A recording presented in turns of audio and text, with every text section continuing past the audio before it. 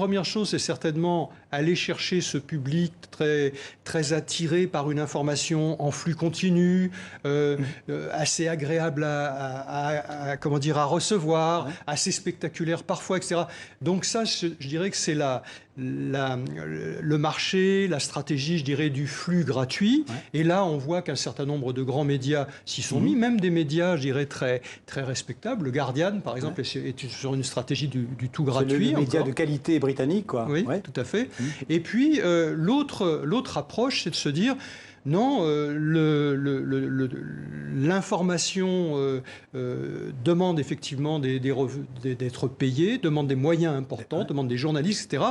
Et là, eh bien, il faut concevoir une information dite à valeur ajoutée, c'est-à-dire qui se distingue, je dirais, justement de ce flux qu'on va trouver partout gratuitement. Et on va effectivement proposer soit par l'abonnement, soit par le paiement à l'article, eh bien, au public de payer cette information.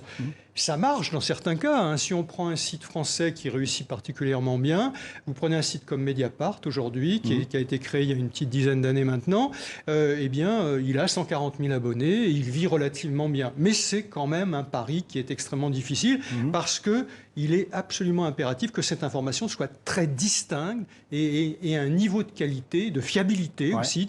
À l'époque des fake news, c'est un critère qui va être